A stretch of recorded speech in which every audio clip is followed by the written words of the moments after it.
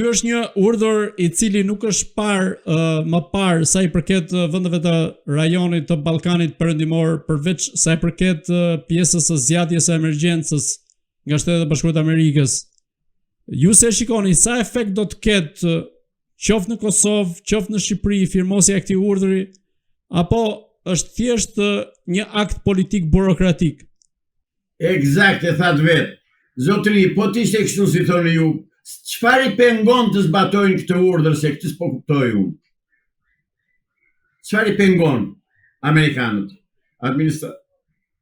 Administratën amerikane, çfarë pengon që të arrestojë këta të korruptuar? Se I ka ditë për ditë dalin miliona euro të vjedhura, të grabitura, prona, më thënë thash të tëra. Ore pse shkoni larg? Edi Rama bëri grushtetin në Shqipëri. Nuk zbatoi vendimin e gjykatës kushtetuese për shkarkimin e përheqjen e imunitetit të Olta Xhaçkës. Ku ishin amerikanët kur bëri Edi Rama këtë veprim? E pan apo nuk e pan? E din apo nuk e din? E din, e din. E din dhe bëj një syqore një veshurd sepse është Sazani në mes është biznesi.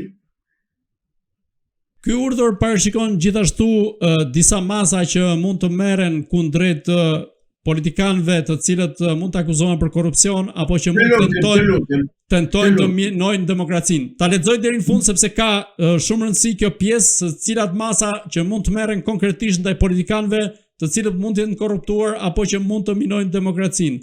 Dhe masat nisin që nga pjesa e ngrirjes së pasurive, bllokimin e transanksioneve, ndalimin e hyrjeve në Shtetet e Bashkuara të Amerikës dhe sanksione të drejtpërdrejta financiare dhe ligjore. Ju si mendoni cila prej këtyre masave mund të ndërmerret konkretisht ndaj politikanëve shqiptar?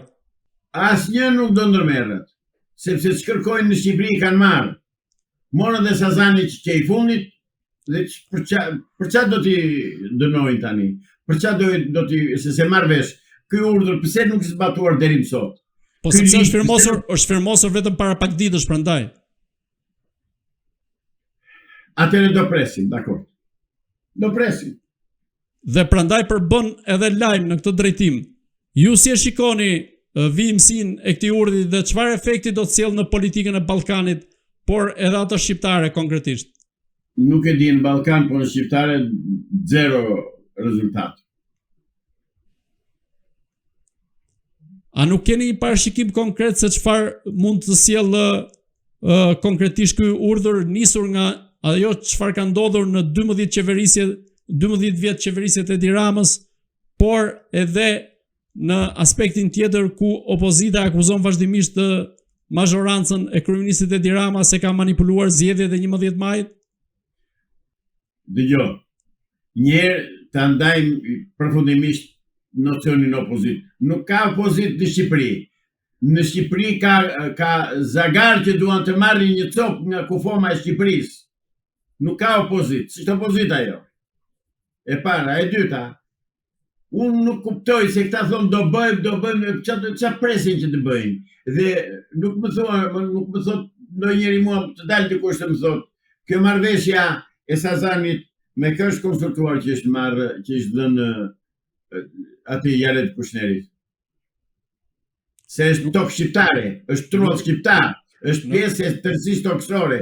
Kujt ja jep dhe pse ja jep?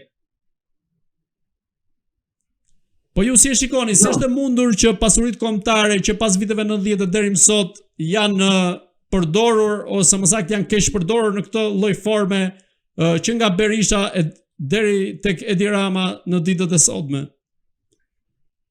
Për të vetmin shkak dhe për të vetmin arsye, u kanë dhënë perëndimorëve gjithçka kanë dashur dhe të marrë në Shqipëri. Dhe kjo vërtetohet nga çmimi dhe nga niveli i jetesës që është në Shqipëri.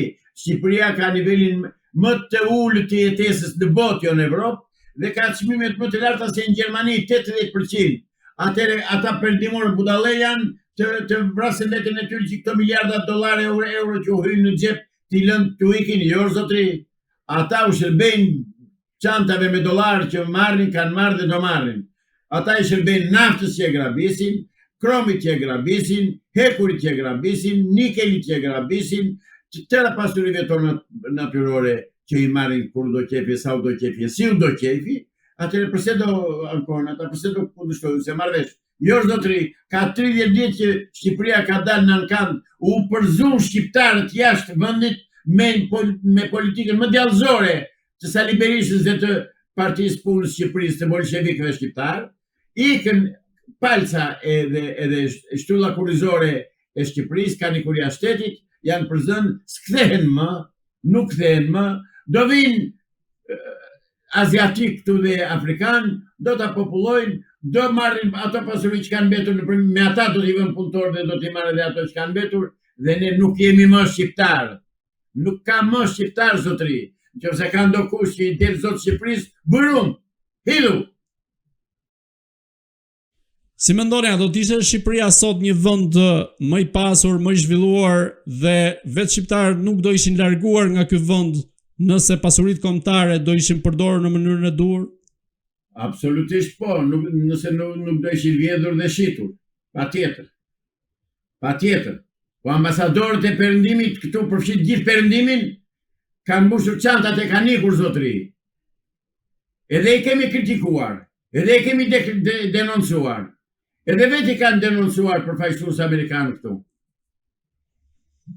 Atëherë si mund të mbrohet prona dhe si mund të ecë përpara Shqipëria, si mund të ketë progres. O zotëri, nuk ka shqiptar, por kanë ikur njerëzit. Kanë ikur njerëzit. Ka ikur pasuria, kanë ikur njerëzit, u shkatërrua ajo Shqipëria, ai popull shqiptar që jetoi me mira vjet që nga para Aleksandrit të Madh dhe sot e kësaj dite e bën bolshevikët shqiptar me ndihmën e miqve të tyre perëndimor, s'ka mbetur gjë. Po ju si mendoni, çfarë pritet të ndodh tani e tutje nga asgjë. Nga ky keqpërdorimi i pasurisë kombëtare? Do vazhdojë të vidhet më tepër, se s'ka kush kundërshtoj, zotëri, ju jeni gazetar me eksperiencë. Kush do ta kundërshtoj këtë? Përveç me flas tani me ty. Ke gjetur ndonjë tjetër? Ndonjë forcë politike, ndonjë politikan, ndonjë qytetar shqiptar? Jo, vetëm unë. Kaq.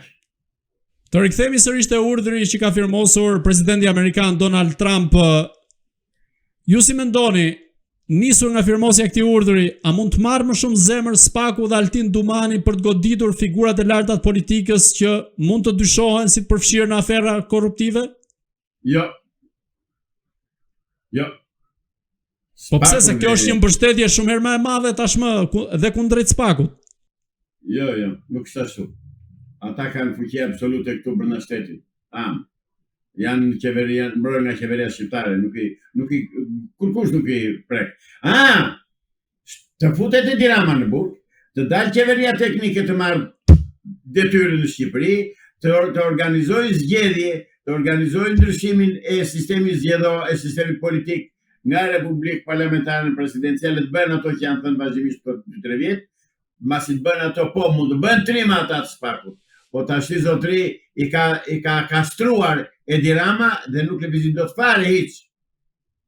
Zoti Islami, dhe i pyetja e fundit, më 8 korrik Parlamenti Evropian pritet të miratojë një rezolutë sa i përket zgjedhjeve të 11 majit, ku deri më tani në raportin paraprak janë evidentuar disa shkelje që nga shantazhimi i votuesve, përdorimi